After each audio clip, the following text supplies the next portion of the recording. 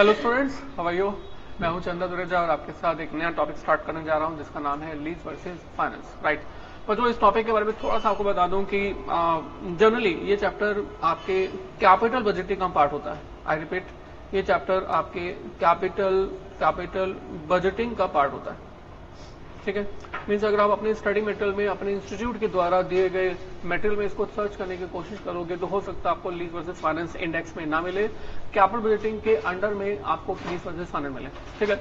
But sir ये completely different है, ऐसा नहीं कहूंगा कि कैपिटल बजटिंग से मिलता जुलता कुछ नहीं है, इसके अंदर बहुत कुछ है, राइट। बट सर हम इस चैप्टर के अंदर पूरा का पूरा ये मान के चले हैं कि आपको कैपिटल बजटिंग बिल्कुल भी नहीं आता, या किया हुआ है तो आप भूल चुके हैं दिस एंड दैट, और जिन्होंने किया भी होता है उनको कौन सा याद रहता है, राइट।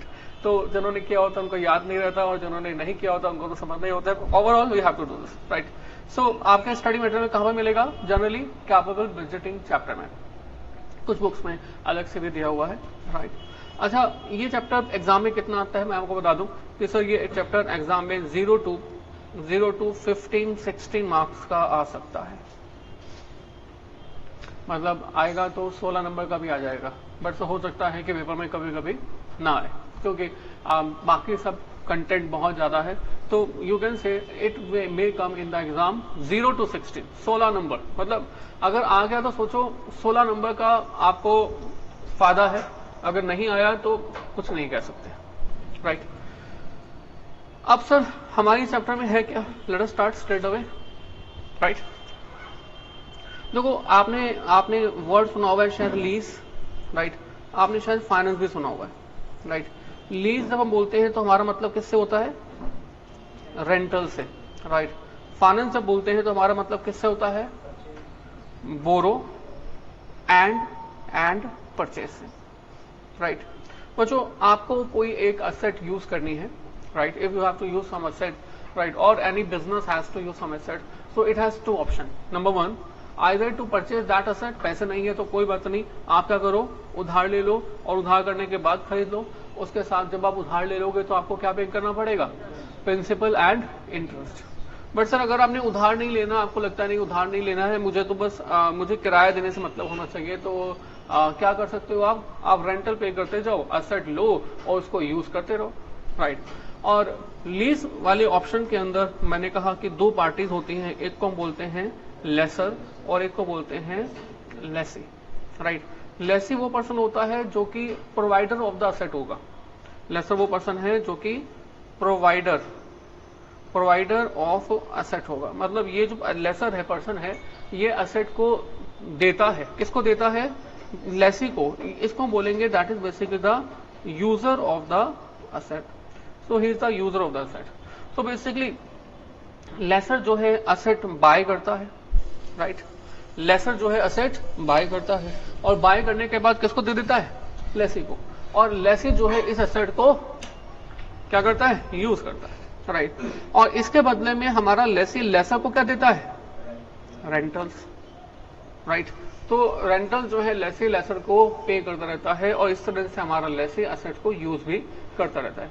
सो जो any person will have the two options, number 1 to lease the asset और number 2 borrow and purchase the asset, right। मैं आपसे बड़ा सिंपल सा एग्जांपल दूंगा। मैं आज के मतलब मार्केट के अंदर ट्रेंड क्या चलता है, मतलब इंडियन पर्संस की मेंटालिटी क्या है कि अगर मैं कहता हूं कि आप जब बड़े हो जाओगे, बड़े होने के बाद काम करने लगोगे, काम करने के बाद सैलरी लोगे और सैलरी के बाद क्या करोगे? खर्च करोगे, है ना। सैलरी को खर्च करोगे नहीं? Obviously yes. या बिना खर्च के काम चल जाएगा? क्या जोड़ते रहोगे और जोड़ते रहोगे? ऐसा नहीं है। क्या करोगे? खर्च करोगे। तो खर्च करोगे तो सबसे पहले क्या खरीदोगे बड़े होगे? हाँ जी, सबसे पहले खरीदोगे कार। यस और नो? यस। तो इंडियन मेंटालिटी है कि सबसे पहले क्या खरीदेंगे? कार। उसके बाद क्या खरीदेंगे? घर। आप जितने मर्जी बड़े घर में रहते हो, जितने मर्जी छोटे घर में रहते हो, आपको और बड़ा घर चाहिए और अच्छी सोसाइटी में घर चाहिए और पॉश एरिया में घर चाहिए। तो नेक्स्ट क्या होता है? घर। तो हर एक अच्छा क्या चाहोगे? ये कार और ये घर जो है कैसे लेना चाहोगे? किराए पर लेना चाहोगे या फिर बोरो एंड बाय करोगे, यानी कि फाइनेंस। क्या चाहोगे आप? राइट। इंडियन मेंटालिटी है कि क्या करेंगे? बोरो एंड बाय। इसलिए मैंने अपना पैसा बहुत सारा जो है बैंकिंग सेक्टर में लगाया हुआ है। इंडियन लोग बोरो करेंगे, खरीदेंगे, और हमारा बैंकिंग सेक्टर, बैंकिंग के शेयर बढ़ेगा।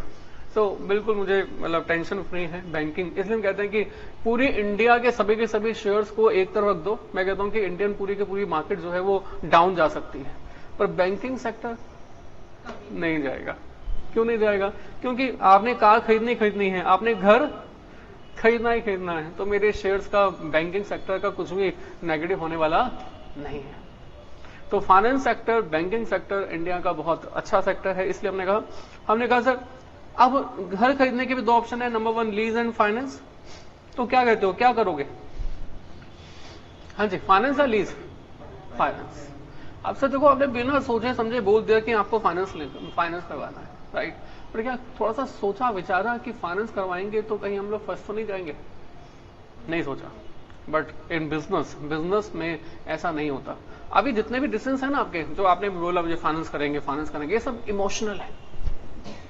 ये सब कैसे है? इमोशनल। अगर मैं कहूं कि फाइनेंस क्यों चाहते हो, किराए पर क्यों नहीं? आपको अल्टीमेटली असेट यूज ही तो करनी है। अगर आप फाइनेंस करवा लोगे तो असेट का क्या करोगे? यूज करोगे। यूज करने के अलावा कुछ और करोगे क्या? आप कहोगे सर अपनी होगी। अपनी कब तक होगी?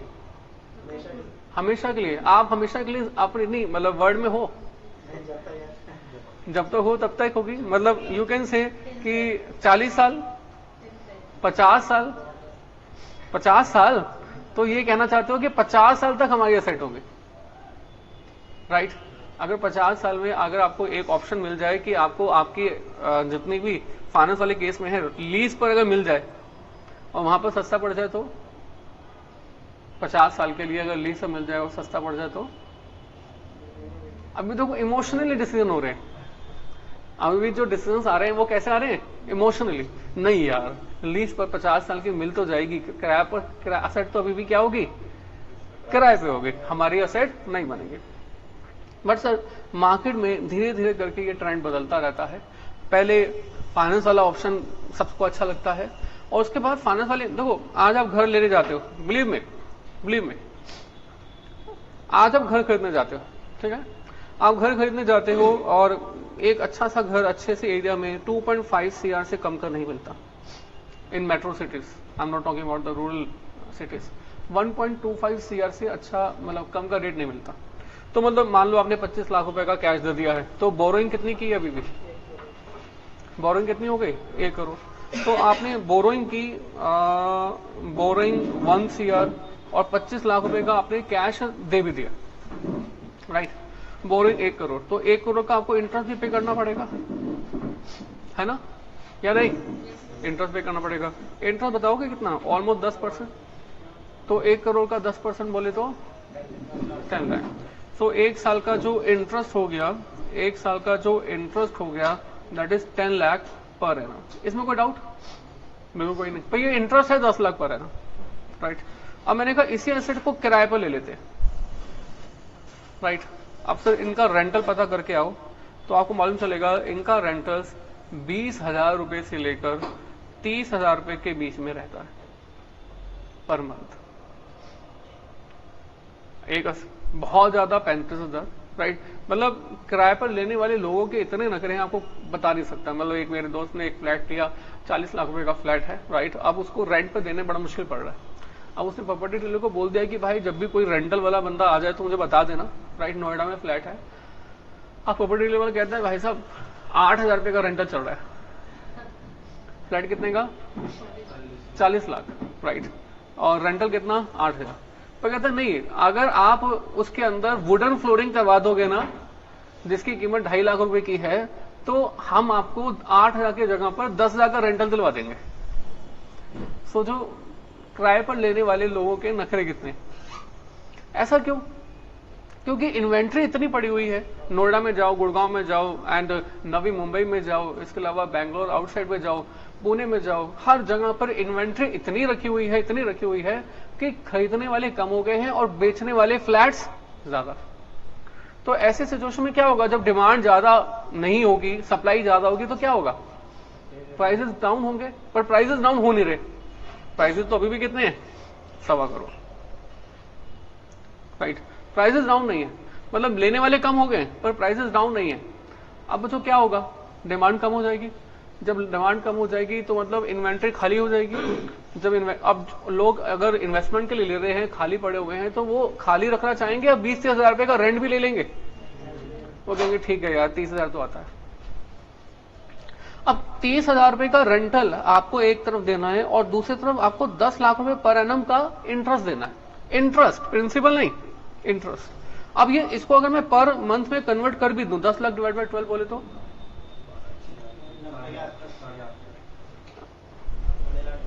85,000, 85-90,000 पर मंथ।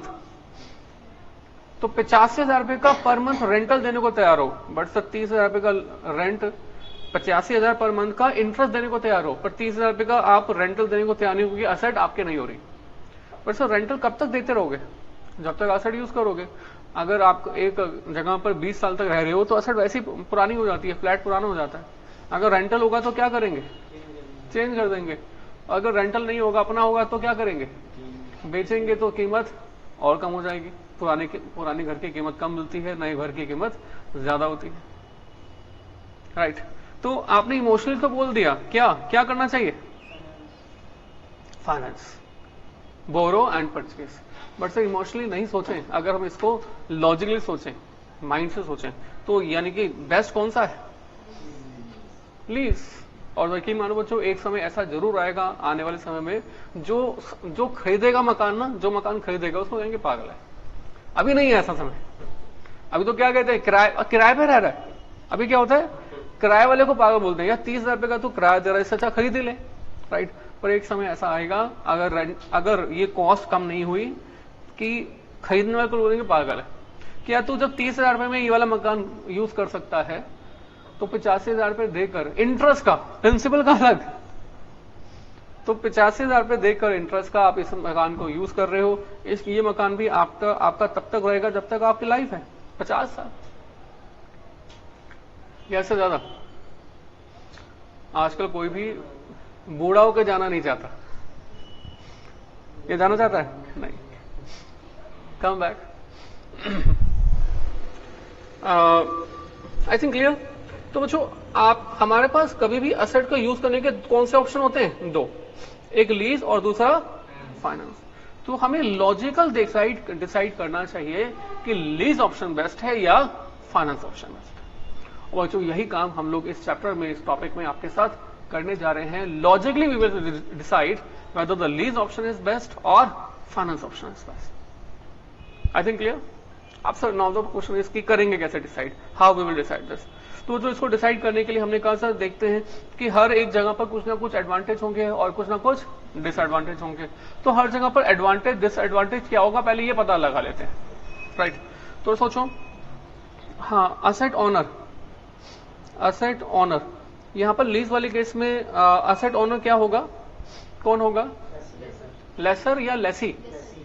लेसर वो पर्सन है जो कि असेट खरीद कर लेसी को यूज करने के लिए दे रहा है। तो यहां पर ऑनर कौन होगा, लेसर, ठीक है। और यहां पर फाइनेंस वाले केस में कौन होगा, बोरोवर, मतलब ये बोरोवर ही लेसी है बेसिकली, राइट। अच्छा, जो भी ऑनर होता है ना, वो हमेशा हमेशा ऑनरशिप के बेनिफिट्स लेता है। ऑनरशिप के बेनिफिट्स कौन कौन से होते हैं, डेप्रिसिएशन। ऑनरशिप का बेनिफिट क्या होता है, depreciation. What I mean to say, ध्यान दीजिएगा। मैंने कहा सर T0 पर असेट हमने परचेज की, असेट परचेज की 50 लाख रुपए की, राइट। अब जब 50 लाख की असेट परचेज कर लेते हैं तो क्या इस 50 लाख को सीधा सीधा प्रॉफिट एंड लॉस अकाउंट में ट्रांसफर कर देते हैं? क्या हम 50 लाख को प्रॉफिट एंड लॉस अकाउंट के डेबिट साइड में शो करके दिखा देते हैं कि हमारा लॉस हो गया है, एक्सपेंस हो गया है 50 लाख का? नहीं करते। हम लोग क्या करते हैं, इस 50 लाख का अमाउंट डिफरेंट ईयर्स में राइट ऑफ करते हैं, ऐसे करते हैं ना। और जो 50 लाख का अमाउंट अगर हम एसएलएम बेसिस पर राइट ऑफ कर रहे हैं तो हर साल का अमाउंट कितना राइट होगा, 10 लाख। तो जब 10 लाख का अमाउंट राइट ऑफ होगा तो इसको हम क्या बोलेंगे, इसी को हम बोलेंगे डेप्रिसिएशन पर एनम। और depreciation is nothing but the writing off the cost of the asset, जो असेट आपने परचेज की है उसको हर साल प्रॉफिट एंड लॉस अकाउंट के डेबिट साइड में ट्रांसफर करके बेसिकली डेप्रिसिएशन क्लेम कर रहे हो, यानी कि आप क्या कर रहे हो, एक्सपेंस शो कर रहे हो। पर से ये 10 लाख का अमाउंट यानी कि डेप्रिसिएशन का अमाउंट आपका ईयर 1 का एक्चुअली एक्सपेंस है नहीं, बट क्लेम किया जा रहा है, राइट। थोड़ा सोचो, आपने फर्स्ट ईयर के एंड में प्रॉफिट एंड लॉस अकाउंट में डेबिट साइड में 10 लाख दिखाए, इसका इंपैक्ट क्या होगा? आपका खर्चा बढ़ जाएगा, प्रॉफिट कम हो जाएगा, और जब 10 लाख रुपए प्रॉफिट कम हो जाएगा तो इस 10 लाख के ऊपर आपको टैक्स पे नहीं करना पड़ेगा। इस 10 लाख के ऊपर आपको टैक्स पे नहीं करना पड़ेगा, राइट। मान लो कि टैक्स रेट जो है ना, सपोज दैट इट इज 40%। सो 10 लाख का 40%, तो 10 लाख का 40% कितना हो गया? 4 लाख, राइट। ये कैसे आ गया है? 10 लाख का हमने क्या कर दिया है? 40%, तो ये आ गया है 4 लाख। तो 4 लाख रुपए का आपका टैक्स बच जाएगा। इसको हम क्या कह रहे हैं? This is basically tax savings, है ना, दिस इज टैक्स सेविंग्स। तो tax savings is rupees 4 lakh in the first year, tax savings is rupees 4 lakh in the second year, third year, fourth year, fifth year. तो 500 साल में 4 लाख रुपए की आपकी tax savings हो जाएंगी। आपके मतलब किसकी? ऑनर की। आपके मतलब किसकी? ऑनर की। और यहां पर लीज वाले केस में ऑनर कौन है? लेसर। तो यहां पर टैक्स सेविंग्स का बेनिफिट जो होगा, tax savings on depreciation will be taken up by, yes please, by lesser, क्योंकि ऑनर कौन है? लेसर है। और सेकंड केस में लेसर जो है वो ऑनर नहीं है, सेकंड केस में ऑनर कौन है? बोरोवर। तो यहां पर हम कह सकते हैं कि tax savings on depreciation will be taken up by borrower, right है बच्चों। अगर आपने टॉपिक थोड़ा सा पहले किया हुआ है तो लीज भी दो तरह की होती है, operating lease, finance lease, right. Operating lease, finance lease. मैं यहाँ पर अभी फिलहाल ऑपरेटिंग लीज, फाइनेंस लीज के डिफरेंस के बारे में नहीं बात कर रहा हूँ, क्योंकि वहां पर कंफ्यूजन और बढ़ जाएंगे। मैं यहाँ पर बता दूं, हम लोग जो यहाँ पर लीज टर्म की बात कर रहे हैं, दिस इज ऑपरेटिंग लीज। कौन सी लीज है? Operating lease. बाद में बताऊंगा आपको थोड़ा सा आगे जाकर कि ऑपरेटिंग लीज और फाइनेंस लीज में डिफरेंस क्या होता है, राइट। तो बच्चों, एक तो हमने कहा ऑनरशिप के लेकर, उसके अलावा और क्या एडवांटेज और डिसएडवांटेज है थोड़ा सोचते हैं। Yes, anybody? लीज वाले केस में लेसी क्या पे करेगा? लीज वाले केस में लेसी क्या पे करेगा? लीज रेंट, ठीक है सर। सो अमाउंट पेड, मैंने यहां पर लिख दिया अमाउंट पेड। तो यहां पर अमाउंट क्या पे किया जाएगा? Lease rent, right. और सर यहां पर फाइनेंस वाले केस में हमारा जो यूजर ऑफ द असेट है वो क्या पे करेगा हर साल? उसने लोन लिया हुआ है, और लोन के बाद उसके साथ वो क्या पे कर रहा है? इंटरेस्ट पे कर रहा है, प्रिंसिपल की रिपेमेंट भी कर रहा है। इंटरेस्ट पे कर रहा है और प्रिंसिपल की रिपेमेंट भी कर रहा है। तो मतलब यहां पर हम कह रहे हैं that is basically repayment of principal plus interest. Is it clear? अच्छा बच्चों, मुझे बताओ, लीज रेंटल पे किया, बच्चों समझेगा एक बार। लीज रेंटल जो हमारे लेसी ने पे किया है, ये लेसी के लिए एक्सपेंस हो गया या नहीं? यस सर, हो गया। बच्चों हम लोग क्या कर रहे हैं कि लीज वाले केस में फाइनेंशियली क्या क्या एडवांटेज डिसएडवांटेजेस हैं, और हम फाइनेंस वाले केस में देख रहे हैं कि हमारे फाइनेंस वाले केस में क्या क्या एडवांटेज और डिसएडवांटेज है, राइट। तो ये हमारा पर्पस है कि लीज वाले केस में क्या होगा और फाइनेंस वाले केस में क्या होगा। इधर क्लियर? लीज वाले केस में हमारे लेसर को क्या, हमारे लेसी को क्या पे करना पड़ेगा? लीज रेंटल बाय, हाँ जी, lessee. Is it clear? Sorry but so मैंने आपको ये कहा कि जो भी लीज रेंटल हमारा लेसी पे करेगा उसको लेसी के लिए एज एन एक्सपेंस ट्रीट किया जाएगा या नहीं? बिल्कुल किया जाएगा, बिल्कुल किया जाएगा। तो बच्चों जितने भी एक्सपेंसेस होते हैं उनको प्रॉफिट एंड लॉस अकाउंट के डेबिट साइड में लिखते हैं, प्रॉफिट एंड लॉस के डेबिट साइड में लिखते हैं, और डेबिट साइड में जैसे ही लिख देंगे तो एक्सपेंस बढ़ जाएगा, प्रॉफिट कम हो जाएगा, तो इस प्रॉफिट पर टैक्स पे नहीं करना पड़ेगा, राइट। मतलब यहां पर हमारे लेसी को क्या राइज होगा, tax savings on lease rent. इधर क्लियर? सॉरी बच्चों, ये बताओ मुझे, repayment of principal and interest है, repayment of principal and interest है, इस केस में प्रिंसिपल और रिपेमेंट को एज एन एक्सपेंस शो किया जाएगा या नहीं? क्या कहते हो? प्रिंसिपल प्लस इंटरेस्ट को जब मिला देते हैं ना तो उसको बोलते हैं इंस्टॉलमेंट। तो मैं आपसे पूछ रहा हूं कि इंस्टॉलमेंट को एज एन एक्सपेंस शो करते हैं या नहीं करते? इंस्टॉलमेंट को तो नहीं करते, राइट। बट सर उसका जो इंटरेस्ट वाला कंपोनेंट है, इंटरेस्ट वाला कंपोनेंट, वो इंटरेस्ट वाला कंपोनेंट एक्सपेंस की तरह शो होता है, राइट। तो क्या लिखा मैंने लिखा that interest will be considered as an expense and used for, yes please, used for tax savings by किसके द्वारा? बोरोवर। जो इसको बोरो कर रहा है उससे उसको जो है इंटरेस्ट पर टैक्स सेविंग का एडवांटेज मिलेगा। इधर क्लियर? अच्छा और थोड़ा सोचो कुछ और क्या होगा हमारे लेसी को, हमारे लीज वाले केस में और क्या होगा?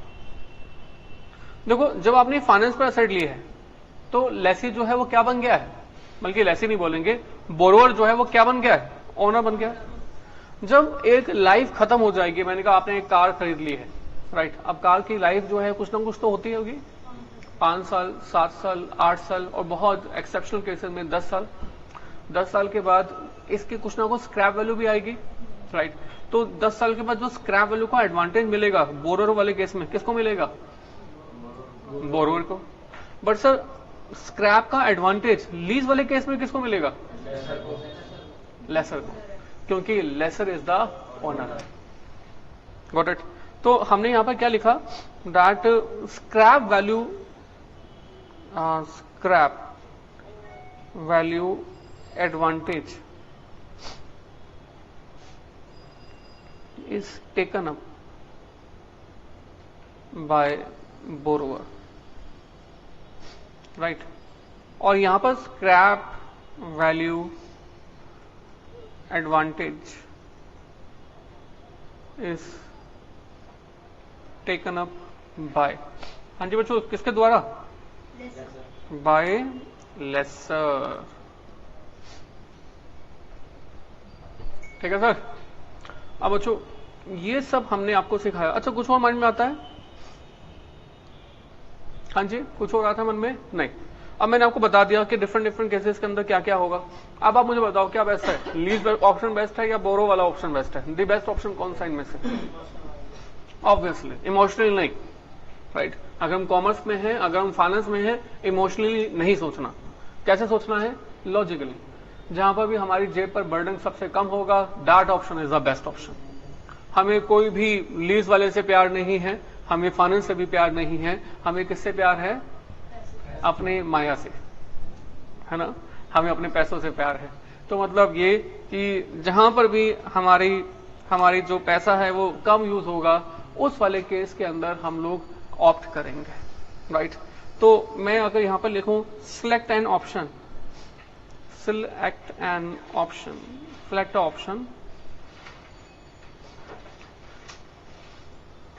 which has lowest क्या? lowest cost at, right। अब बच्चों लोएस्ट कॉस्ट एट लिखा मैंने, मैं मतलब क्या मतलब समझाने की कोशिश करता हूं, प्लीज ध्यान दीजिएगा एक बार। देखो मैं यहां पर सबसे पहले लीज वाले के बारे में बात कर रहा हूं, लीज वाले ऑप्शन के बारे में। अच्छा लीज वाले केस में किसके एंगल से सोच रहा हूं? लेसी के एंगल से या लेसर के एंगल से? लेसी के एंगल से, राइट। पहले हम लोग आज के क्लास में और अगली क्लास में जितनी भी बातें कर रहे हैं वो लेसी के एंगल के साथ बात कर रहे हैं। थर्ड क्लास में हम जो बातें करेंगे वो लेसर के एंगल से बात करेंगे, ठीक है। अभी हम जो बातें कर रहे हैं वो लेसी के एंगल से कर रहे हैं। तो मैं यहाँ पर लेसी के एंगल से बात कर रहा हूं। तो अगर लेसी के एंगल से बात करूं तो इस केस के अंदर क्या क्या हो रहा है? इस केस में ये हो रहा है कि लेसी को लेसर से क्या मिल जाता है? पहले T0 पर असेट, और इसके बदले में उसको क्या पे करना पड़ता है? रेंट्स पे करना पड़ता है। कब का पे करना पड़ता है? First year, second year, third year, fourth year and fifth year. तो डिफरेंट मान लो 5 साल का समय हमने कंसिडर किया है, तो 5 साल तक उसको लीज रेंट पे करना पड़ेगा। तो लीज रेंट पे किया, लीज रेंट पे किया, लीज रेंट पे किया, ऐसा कुछ अमाउंट ले लेते हैं। लीज रेंट पे किया हमने, मतलब लेसी ने बेसिकली हमने कहा 1,90,000, 1,50,000, ऐसे कुछ भी जो भी इनके बीच में तय है, राइट। और लेसी जो है इस लीज रेंटल पर टैक्स सेविंग क्लेम कर लेगा या नहीं? टैक्स सेविंग समझ रहे हो? 1 लाख रुपए का खर्चा किया, 1 लाख का जैसे ही खर्चा किया तो खर्चा बढ़ गया, प्रॉफिट कम हो गया, तो इस 1 लाख के ऊपर लेसी को टैक्स पे नहीं करना पड़ेगा, राइट। इसको हम क्या बोल रहे हैं? Basically tax savings. जो भी रेट है 40%, 30%, वटएवर, तो हमने कहा 1 लाख का 40% टैक्स बच गया, और ऐसे हर केस में हमने लीज रेंट पे निकाल दी, मतलब टैक्स से। तो बच्चों ये जो अमाउंट आ गए 1, 2, 3, 4, 5, ये सारे के सारे हमारे लेसी के लिए कैश आउटफ्लो है, ठीक है। अब फाइनेंस वाले केस में बात करते हैं। फाइनेंस वाले केस में, तो फाइनेंस वाले केस में क्या हो रहा है? 1, 2, 3, 4, 5 डिफरेंट पॉइंट ऑफ टाइम पर 1, 2, 3, 4, 5 डिफरेंट पॉइंट ऑफ टाइम पर हमारा जो बोरोवर है, user of the asset, borrower जो है, वो अपनी पॉकेट से पे क्या कर रहा है? इंस्टॉलमेंट। अपनी पॉकेट से वो क्या पे कर रहा है? इंस्टॉलमेंट। अच्छा, ये इंस्टॉलमेंट का अमाउंट उतना ही होगा जितना कि लीज रेंट था? नहीं, डिफरेंट हो सकता है, होता ही डिफरेंट है। तो लीज रेंट इंस्टॉलमेंट का अमाउंट हो सकता है। अच्छा, ये तो हो गया आउटफ्लो। इस इंस्टॉलमेंट के बाद हमारे इस बोरोवर को, हमें मतलब बोरोवर के लिए और क्या क्या होगा? थोड़ा सोचो। बोरोवर ने जो इंस्टॉलमेंट पे किया, इस इंस्टॉलमेंट के अंदर 2 चीजें होंगी, एक प्रिंसिपल और एक इंटरेस्ट। तो जितना कंपोनेंट इंटरेस्ट का उसने पे किया, उस इंटरेस्ट पर हर साल उसको टैक्स सेविंग्स का एडवांटेज मिलेगा, राइट। तो जितना भी टैक्स सेविंग्स मिलेगा उसे, जितना भी टैक्स सेविंग्स मिलेंगी, उस टैक्स सेविंग्स को कंसिडर करेगा। तो जो टैक्स सेविंग्स होंगी हमारे बोरोवर के लिए, वो इनफ्लो होगी या आउटफ्लो होगी? इनफ्लो होगी, ठीक है ना। टैक्स सेविंग जो भी होगी वो क्या होगी? इनफ्लो होगी। तो हम लोग टैक्स सेविंग निकाल देंगे और आउटफ्लो में से माइनस कर देंगे, इनफ्लो हो गया। और बोरोवर के लिए कुछ और सोचो, डेप्रिसिएशन टैक्स सेविंग, क्योंकि बोरोवर जो है वो क्या है? बेसिकली ऑनर है। अगर बोरोवर बेसिकली ऑनर है तो ऑनर हमेशा टैक्स सेविंग्स का एडवांटेज क्लेम कर सकता है, राइट। तो वो टैक्स सेविंग्स का एडवांटेज भी क्लेम करेगा। अगर टैक्स सेविंग्स का एडवांटेज क्लेम करेगा तो उसको भी कंसिडर करना पड़ेगा। तो टैक्स सेविंग्स ऑन डेप्रिसिएशन भी हम लोग कंसिडर करेंगे, जो भी होगा 1, 2, 3, 4, 5, राइट। और tax savings on the depreciation, inflow या आउटफ्लो? इनफ्लो। इंस्टॉलमेंट आउटफ्लो था, टैक्स सेविंग्स ऑन इंटरेस्ट लिया हमने, वो था इनफ्लो, और टैक्स सेविंग्स ऑन डेप्रिसिएशन भी क्या है? इनफ्लो। अच्छा, स्क्रैप वैल्यू भी हमारा बोरोवर क्लेम कर सकता है। सॉरी। तो जो इस स्क्रैप वैल्यू का बेनिफिट ना, स्क्रैप वैल्यू का जो बेनिफिट है बोरोवर को जो मिलेगा वो कब मिलेगा? 5th ईयर के एंड में। तो जो भी स्क्रैप वैल्यू का बेनिफिट होगा वो भी कंसिडर कर लेंगे, इनफ्लो है तो इसलिए माइनस में। अब सर मुझे बताओ, ये जो अमाउंट्स आएंगे वो डिफरेंट पॉइंट ऑफ टाइम पर आएंगे, राइट। और जो लीज वाले केस में जो अमाउंट यहां पर आ रहे थे वो भी क्या आ रहे थे? डिफरेंट पॉइंट ऑफ टाइम पर। तो आप कंपेयर करोगे कैसे? बस प्लस कर दोगे? नहीं, सिर्फ प्लस करने से काम नहीं चलेगा। क्या करना चाहिए? हमें जितने भी कैश फ्लोज हैं उसको किसी एक पर्टिकुलर पॉइंट ऑफ टाइम पर लेके आना चाहिए, उसके बाद हम कंपेयर कर पाएंगे, राइट। तो बच्चों यही करने वाले हैं हम लोग। जितने भी कैश इनफ्लोज या आउटफ्लोज जो हैं उनको पहले हम कहां पर ले आते हैं? T0 पर। ऐसे ही ये वाले भी कैश फ्लोज जो हैं उनको भी कहां ले आते हैं? T0 पर।